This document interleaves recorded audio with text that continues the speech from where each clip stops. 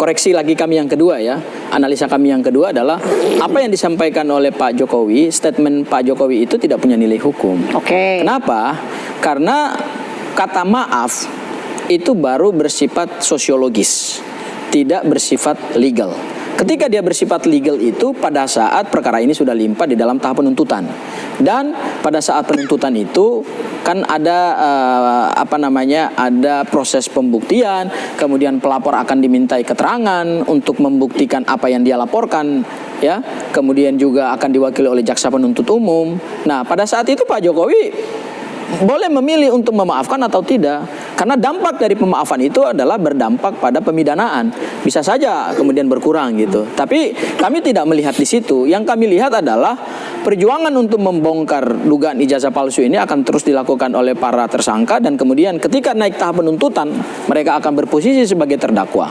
Nah, tugas kami sebagai penasihat hukum dan juga adalah semua terdakwa yang saat ini masih tersangka statusnya, itu tentu akan melakukan pembuktian yang paling kuat lah.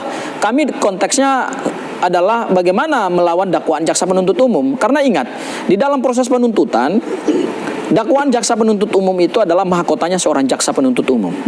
Jadi yang akan dilawan itu adalah sejauh mana kita akan melihat suatu peristiwa pidana yang dikonstruksikan oleh penuntut umum di dalam surat dakwaannya, ya, baik dari sisi formilnya, dari sisi materialnya, gitu ya. Kemudian juga sejauh mana bukti-bukti yang dimiliki oleh jaksa penuntut umum itu akan kuat gitu. Tentu kami akan melakukan pembuktian yang imbang gitu.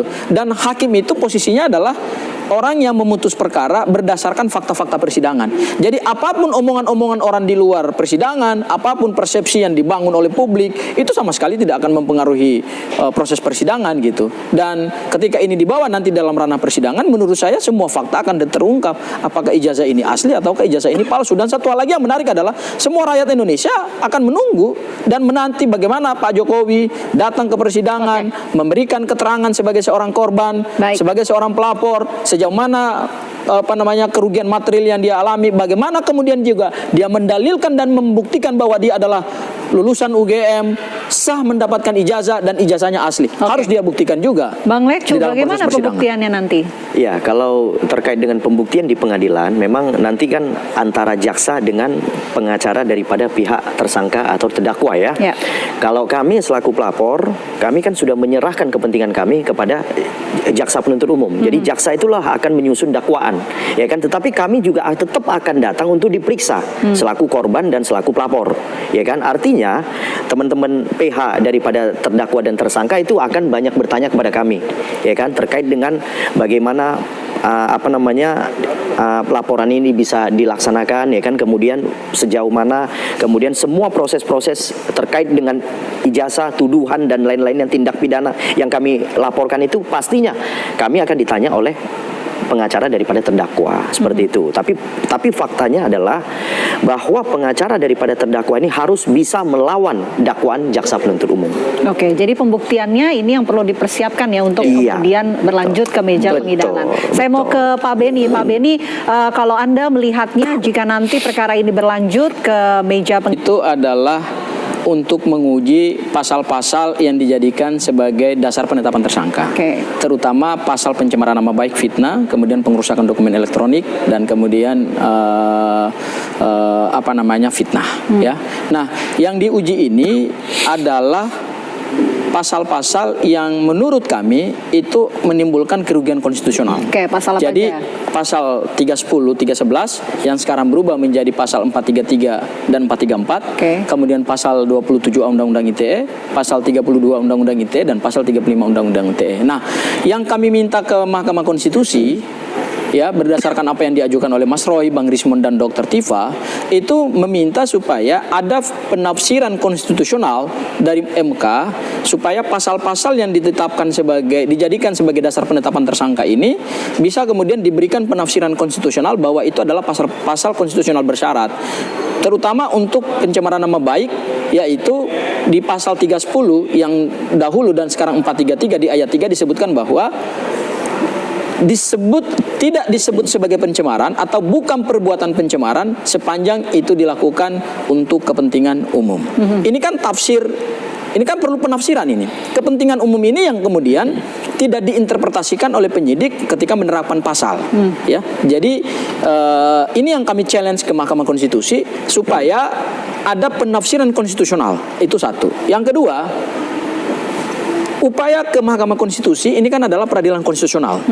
Sementara yang terjadi di Polda Metro Jaya, tahapannya penyidikan, kemudian sekarang sudah tahap 1, ini kan ujungnya adalah peradilan umum. Dua peradilan ini punya kompetensi absolut yang berbeda. Artinya proses di Mahkamah Konstitusi tidak akan mengganggu dan tidak akan menghambat proses di penyidikan.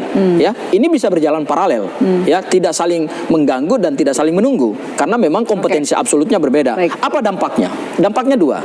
Kalau kemudian di Mahkamah Konstitusi permohonannya dikabulkan, berarti akan berdampak serius terhadap penerapan pasal ini. Yaitu kalau sebelum P21 bisa saja kemudian penyidik melakukan pengkajian ulang berdasarkan putusan Mahkamah Konstitusi. Atau yang kedua, kalau keluar putusan Mahkamah Konstitusi setelah P21 kemudian naik penuntutan, itu bisa menjadi dasar pembelaan untuk kami dalam proses persidangan. Bang Lecu, ini sepertinya yakin sekali nih untuk kemudian dikabulkan. Iya. Kalau saya tidak dalam kapasitas memberikan komentar terkait apa yang diajukan oleh teman-teman sebelah ini ke Mahkamah Konstitusi ya. Cuman perlu saya tegaskan bahwa saat ini berkas perkara sedang dipelajari oleh Jaksa Penuntut Umum. Sehingga apa? Jaksa Penuntut Umum sebenarnya juga akan memberikan sikap, ya kan, terkait dengan materi yang ada dalam berkas perkara, ya kan. Jadi jaksa di sini kan pastinya netral, dia tidak mengenal, ya kan, saksi-saksi manapun, ya kan, dia cuma menerima berkas daripada Polda Metro Jaya, daripada penyidik. Dengan berkas tersebut dia harus membaca, meneliti dan segala macam terkait dengan berkas perkara. Jadi dia tidak kenal orangnya, ya kan. Nah, cuman mungkin beberapa orang yang mungkin sudah seperti Pak Jokowi ya pasti dikenal berkas perkaranya, pasti dia tahu kan gitu kan. Tetapi untuk saksi-saksi yang lain ini kan banyak saksinya, ada kurang lebih 130 saksi, ya. Kemudian barang bukti yang disita itu kurang lebih 700, ya. Kemudian ahli juga diperiksa itu kan 22. Jadi jaksa ini pasti mempelajari. Ini juga jaksa pasti dibagi beberapa klaster, ya kan. Satu orang nggak mungkin bisa menangani sampai berapa saksi. Pastinya satu orang berapa saksi, satu orang berapa saksi. Jadi jaksa akan meneliti, kemudian memberikan pendapat mereka, dituangkan dalam petunjuk, ya kan. Apabila memang masih ada kekurangan, mereka memberikan petunjuk berupa P19. Terkait dengan apabila mereka beranggapan bahwa berkas perkara ini sudah dinyatakan lengkap oleh mereka memberikan petunjuk bernama P21. Jadi apa yang disampaikan oleh Bang Sangaji ini ada upaya mengkaji pasal di Mahkamah Konstitusi. Artinya biarkan aja jalan beriringan, ya kan. Jaksa juga